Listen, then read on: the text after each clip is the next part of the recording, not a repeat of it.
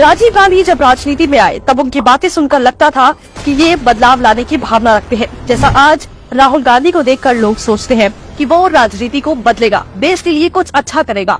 लेकिन उनके राजनीतिक करियर को देखेंगे तो पता चल जाएगा कि क्या राहुल गांधी पीएम बनने के बाद वाकई बदलाव ला सकता है। साल था 1984। 31 अक्टूबर के दिन जैसी इंदिरा गांधी की मौत हुई तो सारी आंखें राजीव गांधी की ओर थी और उसी समय देश के अंदर सिख दंगों को अंजाम दिया गया। इसकी आग अभी पूरी तरह बुझी भी नहीं थी कि 2 दिसंबर को भोपाल गैस कांड हो गया, जिसमें लगभग 3000 लोगों की मौत हो गई थी। और आपको जानकर हैरानी होगी कि राजीव गांधी ने और कांग्रेसी सीएम ने इस कांड के आरोपी को भगाने में मदद की, जिसके बदले में उन्होंने अपने दोस्त की बेटी को अमेरिका की जेल से बाहर निकाला। और उससे भी हैरान करने वाली बात थी कि जब ये हुआ तब राजीव गांधी आधिकारिक तौर पर देश के पीएम भी नहीं बने थे, लेकिन उनके पास इतनी ताकत थी कि उन्होंने इस पाप को अंजाम दिया। वो आए थे सिस्टम बदलने और सत्ता मिलते ही अपनी पावर का ऐसे दुरुपयोग किया जैसे कि उन पीड़ितों की जान की कोई वैल्यू ही नहीं थी। इसके बाद देश में चुनाव हुआ और 31 दिसंबर को राजीव गांधी ने बतौर पीएम शपथ ली। और इसके बाद ही 1985 में उनके सामने सबसे बड़ी चुनौती आई जब सुप्रीम कोर्ट ने शाहबानो के मामले की सुनवाई में फैसला किया कि शाहबानो के पति को उसे गुजारा भत्ता देना होगा। शाहबानो को जीत तो हासिल हुई, लेकिन उनकी ये जीत सबसे बड़ी हार में बदल गई, क्योंकि राजीव गांधी ने सुप्रीम कोर्ट के इस फैसले को बदल दिया एक पिन लाकर।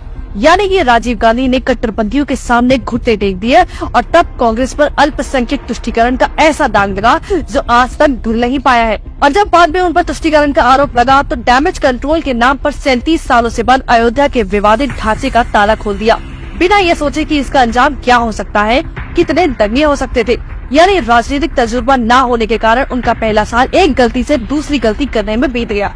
लेकिन सबसे बड़ी गलती जो उनके नाम से जुड़ी थी वो थी बोफोर्स घोटाले की, जो 1987 में सामने आया। राजीव गांधी के खुद के मंत्री वीपी सिंह ने इस घोटाले को एक्सपोज किया, जिसकी सजा के तौर पर उन्हें लोकसभा सत्र में बोलने की भी अनुमति नहीं मिली। ऐसी तानाशाही दिखाते हुए राजीव गांधी की मिस्टर क्लीन वाली छवि चकनाचूर हो गई। और इसके बाद राजीव गांधी ने एक और बड़ी गलती की, जो थी श्रीलंका और हिंदू तमिलियन के बीच घमासान में गलत रणनीति अपनाने की, जिसके चलते उन्होंने भारतीय सेना को भेजा अपने ही लोग यानी हिंदू तमिलियन का सफाया करने। इसी साल में राजीव गांधी को लेकर खबर आई कि जो उद्योगपति कानून से छिपकर गलतियां कर रहे थे, राजीव गांधी ने अपनी पावर का इस्तेमाल करके उन उद्योगपतियों को एक्सपोज करने वाले पत्रकारों पर ही कार्रवाई कर दी, कभी आईटी डिपार्टमेंट से, कभी उनके पीछे सीबीआई छोड़कर, जिससे प्रेस को कुचला जा सके। देश के अंदर कई तकलीफें चल रही थी, लेकिन क्रिसमस मनाने के लिए अपने इटालियन बीवी बच्चे और बॉलीवुड दोस्तों के साथ राजीव गांधी छुट्टियां मनाने चले गए लक्षद्वीप, और वो भी किसी प्लेन या प्राइवेट जेट से नहीं, बल्कि नेवी की सबसे शक्तिशाली एयरक्राफ्ट कैरियर को अपनी टैक्सी बनाकर छुट्टियों पर चले गए। शायद राहुल गांधी के अंदर भी समय समय पर छुट्टी लेने की आदत अपने पिता राजीव से ही मिली है। फिर आया साल 1988, जब दिसंबर में राजीव गांधी नेपाल दौरे पर गए, लेकिन सोनिया गांधी को गैर हिंदू होने के कारण मंदिर में एंट्री लेने से रोक दिया गया, जैसा सबके लिए है।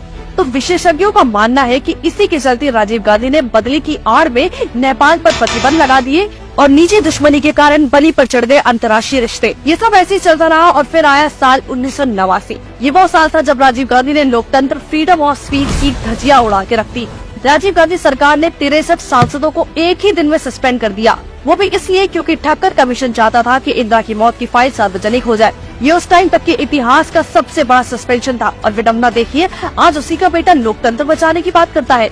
यही कारण थे कि कांग्रेस जो 404 सीट की बहुमत से जीत कर आई थी, उसे राजीव गांधी 5 साल में आधी से भी कम पर ले आए। 1989 में वो चुनाव तो हार गए, लेकिन गलतियों का सिलसिला खत्म नहीं हुआ, क्योंकि जनवरी 1990 में कश्मीर की वादियों में कश्मीरी पंडितों का नरसंहार हुआ। वो नरसंहार जिसको रोका जा सकता था अगर उन्होंने कश्मीर के राज्यपाल की बात सुनी होती और वहाँ की नाजुक स्थिति का अंदाजा दे रहे लेटर को पढ़ लिया होता, तो इस बर्बरता को रोका जा सकता था। राजीव गांधी के राजनीतिक करियर को देखकर एक बात तय हो जाती है कि जब जब देश की कमान गांधी के हाथ में गई है तो तबाही ही हुई है। अगर राहुल गांधी पीएम बन गया तो ये भी किसी कयामत से कम नहीं होगा।